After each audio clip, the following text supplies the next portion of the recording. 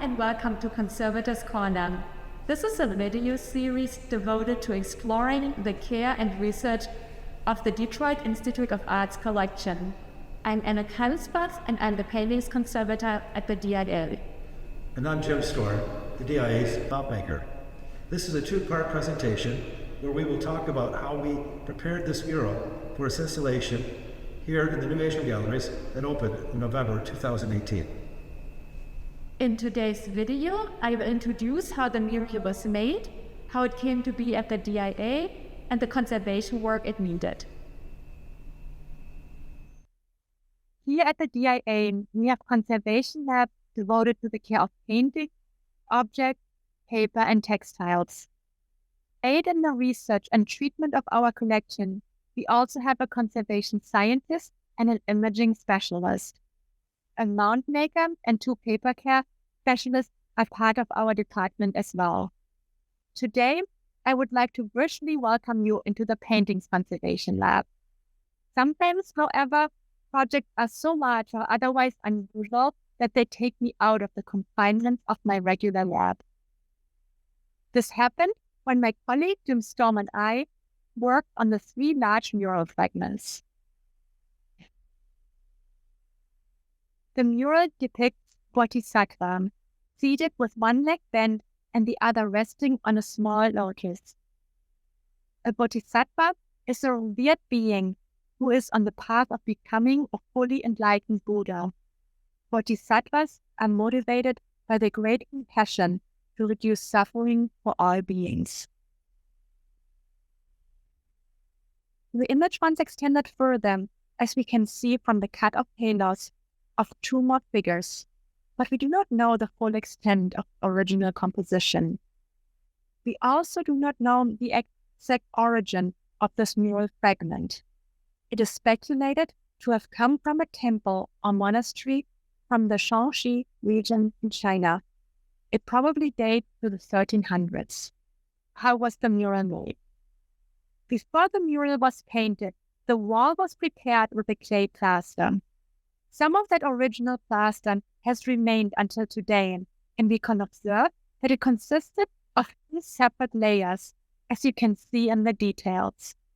The lower, thicker foundation layer is made of clay with embedded straw and husks.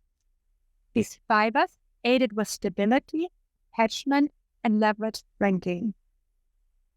A smooth clay layer was then applied to this ground to prepare the rougher surface for painting. Onto this surface, the thin paints were applied. They were made with brown pigments bound in a water-based paint medium. We can still observe artifacts of the original wall in the mural, such as surface irregularities or cracks, as it had remained there for over 500 years. The mural came to the DIA in 1951 as a gift of C.T. Lu. C.T. Lu was one of the most prominent art dealers, Chinese and South Asian art of the first half of the 20th century. He owned galleries in Paris and New York that supplied museums and private collectors worldwide.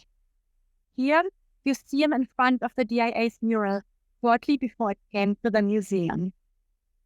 At present, we do not know how Lu wired the mural or what the interactions were like between the representatives of the site and the middlemen that worked for Lu in China to gather artworks. Reports from the 1930s suggest that at least one monastery in China sold similar portion of murals to art dealers using the funds for building renovations. Perhaps the DIA's mural has a similar history. For now, it is the artwork that reveals some of its unknown history. From comparative pieces, we can assume that the mural was removed from its original location some between the 1920s and the 1940s. On site, the mural was loosened by cutting through the plaster, parallel to the original wall. It can be assumed that the paint layer was protected with facings made of cloth or paper. Placed under ultraviolet radiation, we can visualize later changes to the surface of the mural. Thus, we notice later fills as orangey, yellow, or dark purple lines in between even rectangular sections.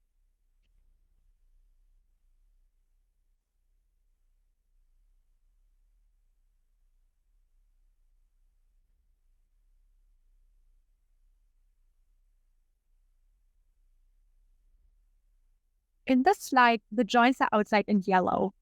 These joints indicate that the mural was cut into smaller sections for transport to the new gallery in Paris. There, the individual wall sections were assembled into 3 larger panels with infilling between the rectangular segments and along the edges. Most of the top section is a later addition to give it the same width as the lower 2 panels, which I have highlighted here. Each of the 3 sections are backed with a thick and heavy plaster bag. Embedded in the white plaster is an iron armature that provided some rigidity, and inserted wires offered a hanging mechanism. During the initial treatment at the new gallery, missing elements were reconstructed and the braided paint layers were reinforced.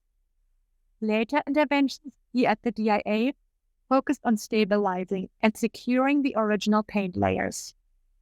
We do not try to paint in missing sections anymore because we want visitors to understand which parts are original. It is for this reason that many of the losses were filled with a clay-colored plaster but not painted. See, for example, along the left edge of the middle section.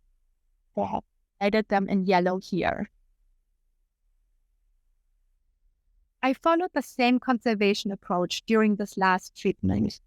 The cumulative weight of the plaster sections led to a separation between the clay plaster and the later backing, especially along the bottom, as you can see in the details shown here.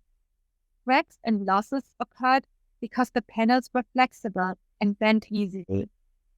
I re-adhered the original clay plaster with a conservation-grade adhesive. Once the original plaster was securely attached to the support, I filled losses with paper pulp that was dyed the color of the clay. Paper is a lightweight, stable, and easily removable material. For the protection and preservation of this heavy and fragile artifact, the new mount was as important as these interventions. The mount was also crucial to install the mural safely in the new gallery. Jim Stern designed the structure, and he will talk more about his work and thought process in part 2 of this presentation.